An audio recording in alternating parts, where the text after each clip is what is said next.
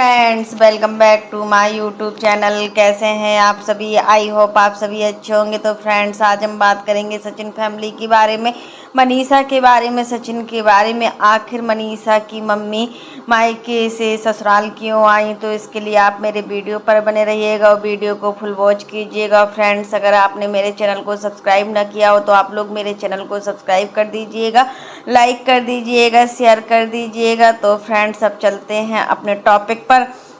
तो फ्रेंड्स, बात यहाँ पर ये होती है कि मतलब ये मम्मी और मौसी आई हुई हैं मनीषा की, और देखिए कि मतलब अभी सचिन बहुत ज़्यादा बीमार हो गए थे और इनको जॉन्डिस हो गया था और प्लेटलेट्स काफ़ी कम हो गई थी, जिसकी वजह से सब लोग बोल रहे थे कि मनीषा की मम्मी पापा नहीं आए हैं। आखिर क्या वजह है जो मनीषा की मम्मी पापा नहीं आए हैं? तो आज आप लोग भी देख लीजिए कि मनीषा की मम्मी पापा आए हैं। मनीषा कितना इमोशनल हो गई थी जब मम्मी आई अंदर, तो सच में मनीषा की आंखों से आंसू निकल रहा था और मतलब वो मतलब इतना इमोशनल थी कि कुछ बोल भी नहीं पा रही थी। और जब मनीषा की मम्मी ने मनीषा को देखा तो बोला, क्या कर रही हो, कुछ खाया पिया करो, कितना दुबली होती जा रही हो दिन पर दिन।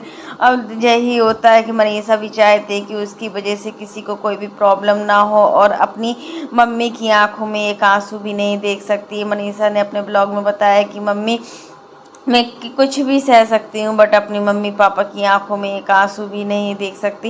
यही चीज़ें, मम्मी भी आई और मौसी भी आई, दोनों लोग आई सचिन को देखने के लिए।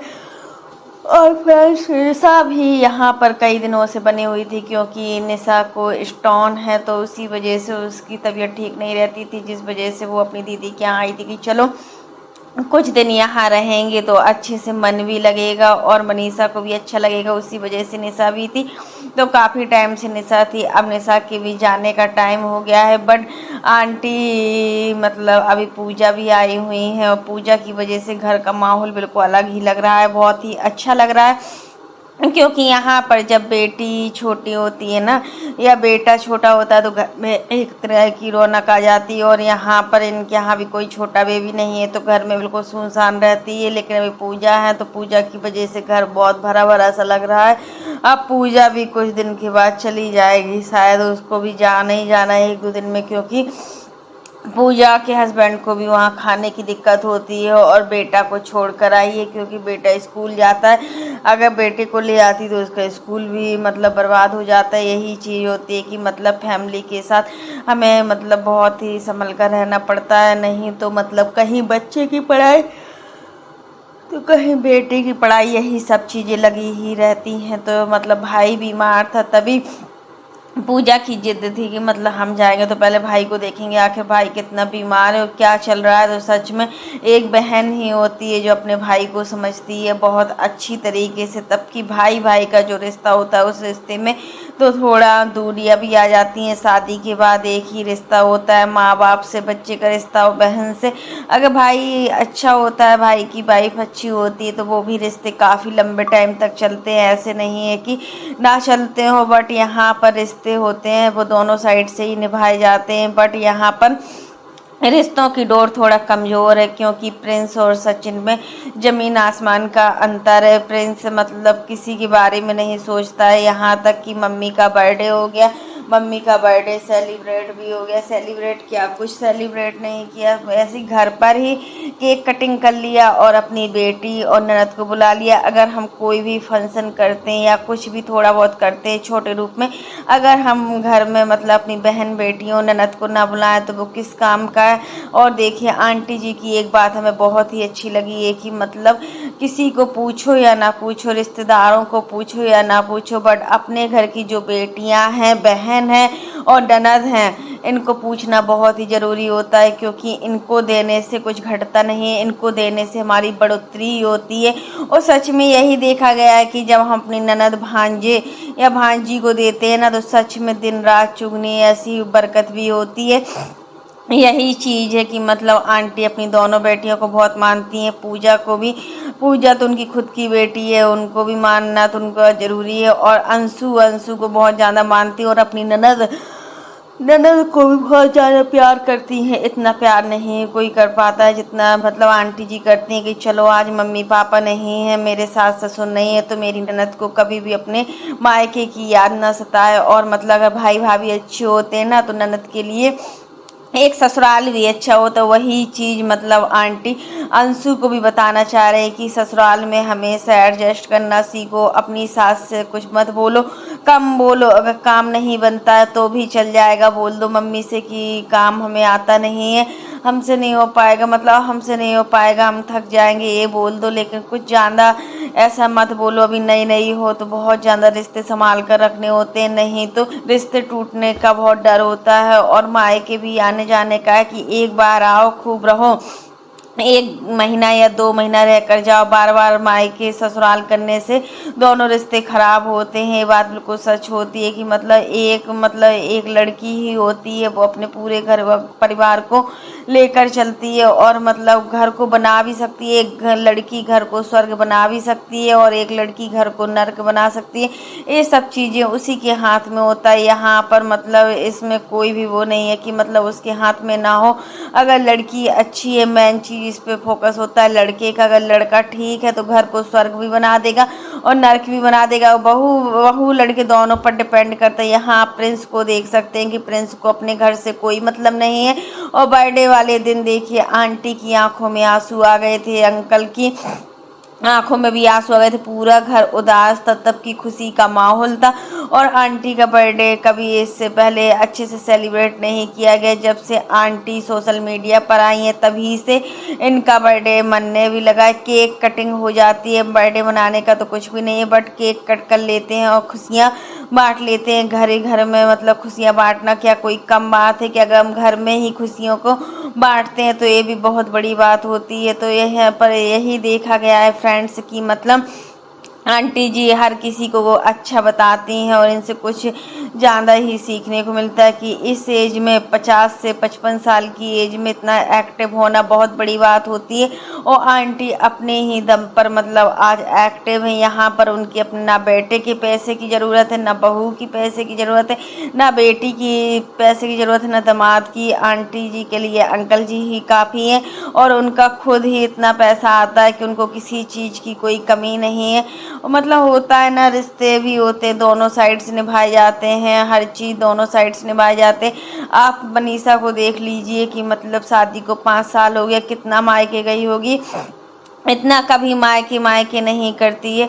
मतलब मनीषा के अंदर मानो ना, सच में तो रंजना की अपेक्षा मनीषा बहुत ही अच्छी है, बहुत ही ज़्यादा समझदार है और बहुत ही ज़्यादा चुलबुली है। जो उसका बचपना है या चुलबुलापन या सीधापन है ना, वही उसको परेशान करता है कि मतलब हर कोई उसका फ़ायदा उठा लेते हैं थोड़ी थोड़ी में।